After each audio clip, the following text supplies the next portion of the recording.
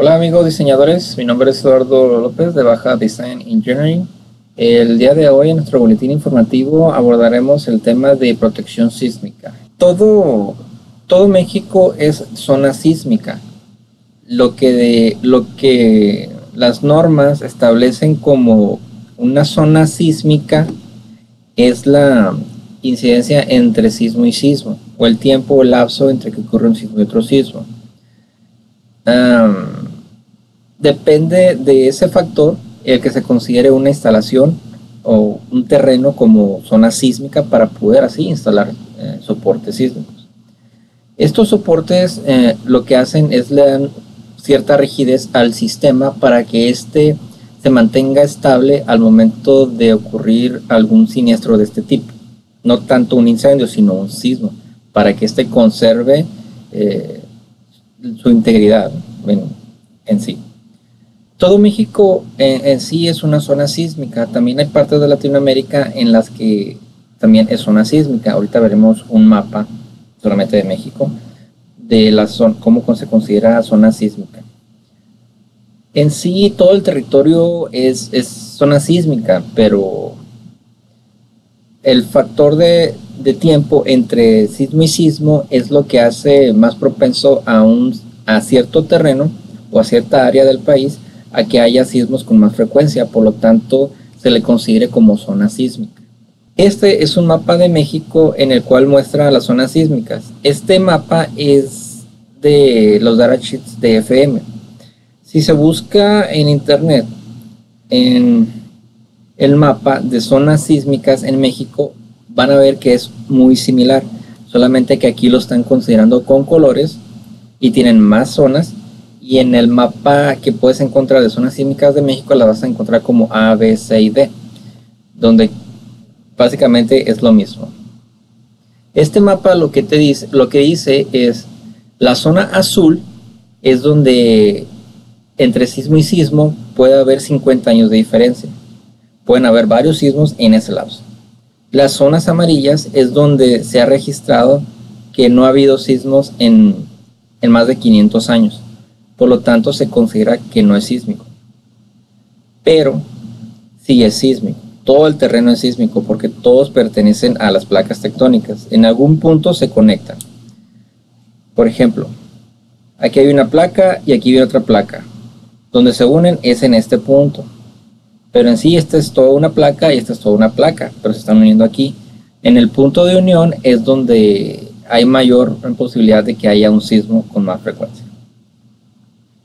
Pero para efectos de instalación, de economía, de presupuesto, etc., se consideran las zonas amarillas como zonas no sísmicas para no poner sísmico. Dependerá del consultor, de la autoridad competente, si se le pone o no sísmicos. Donde sí les puedo decir que ha ocurrido muchos sismos es en las franjas azules.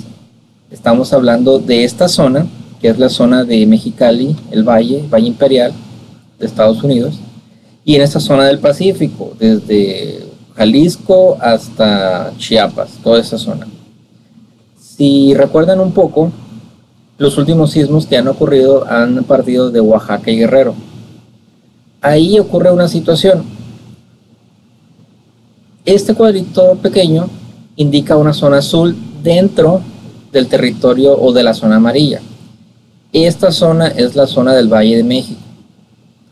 Está en la zona amarilla porque no es un terreno sísmico.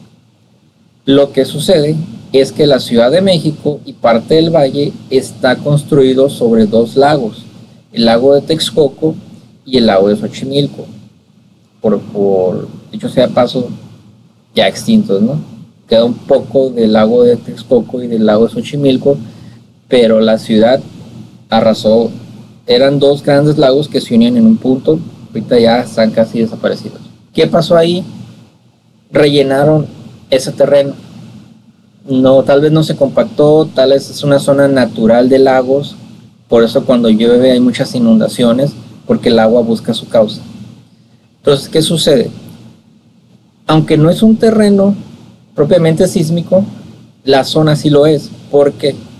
Porque cuando ocurre un incendio en la zona del Pacífico, en Guerrero, Chiapas, más bien en Guerrero y en Oaxaca, las ondas sísmicas viajan de tal manera que se meten en lo que es en la zona, en la placa. Vienen de esta zona, viajan para acá. Entonces, una onda sísmica es muy fuerte donde ocurrió el sismo. Conforme va viajando, va disminuyendo la onda. Lo que ocurre ahí es que cuando llega a la zona del Valle de México, a la zona de esos lagos, la onda sísmica ya va disminuida. Entra en la zona del Valle de México y como el terreno no es duro, es blando, entonces se magnifica o se intensifica esas ondas, por lo tanto hay un mayor movimiento telúrico en esa zona. Por eso, bueno, y si a eso le sumamos que hay mucha gente, hay muchos edificios, muchos puentes, muchas construcciones, entonces el daño es más grave. Cosa que no ocurrió, por ejemplo, en Mexicali, donde ocurrió básicamente un terremoto, tumbó, el mayor daño que hubo fue, tumbó un piso de un estacionamiento de 4 niveles, pero en sí los daños que hubo fue grietas en casas, carreteras con grietas, pero no hubo fatalidades, porque aquí no hay edificios grandes. Entonces, mientras más gente haya, mientras más desastre provoque un sismo, se le considera de mayor magnitud. Entonces, la importancia de los sísmicos en las instalaciones radica en que debemos asegurar la integridad del sistema instalado en caso de un sismo, no de un incendio, sino de un sismo. Queremos asegurarnos de que el sistema, la instalación, quede en su lugar en dado caso que haya un sismo. Para colocar sísmicos, primero debemos determinar si la zona es sísmica o si la autoridad competente los está indicando, aunque no sea zona sísmica. Revisar los factores de sismicidad para poder realizar los cálculos sísmicos y saber dónde hay que colocar sísmicos. Vamos a proteger tuberías, vamos a proteger ramales mayores de 2,5 pulgadas y mayores. Tuberías pequeñas no se requiere que se le ponga tubería sísmica en ramales. También en tuberías verticales se le coloca tubería sísmica por el tema de que están unidos. Por ejemplo, el vertical se soporta a una pared y el de arriba se coloca en el techo. En el techo le ponemos sísmico, pero el que está en la pared también tenemos que tener un medio para poder sujetarlo. Aunado a los soportes sísmicos también se le colocan coples flexibles. Esto nos permite que las tuberías se muevan en diferente dirección y tal vez así absorber el sismo. La protección adecuada del sistema contra incendio contra los daños producidos por un sismo puede darse únicamente proporcionando una adecuada protección antisísmica con soportería especial, coples flexibles, los claros necesarios y el anclaje donde sea indispensable. El omitir los dispositivos críticos como lo son los que dan la adecuada protección sísmica al sistema puede causar severos daños por los materiales del mismo sistema o por el agua. Si esto ocurre, sería necesario desactivar el sistema contra incendio, lo que produciría un periodo largo sin protección en la zona.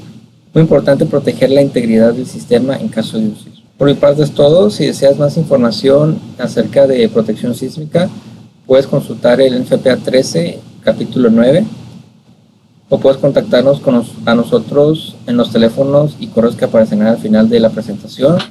También puedes darnos like en nuestra página de Facebook, Baja Design Engineering, o puedes seguirnos en nuestro canal de YouTube, BD TV Channel. Por mi parte es todo. Muchas gracias.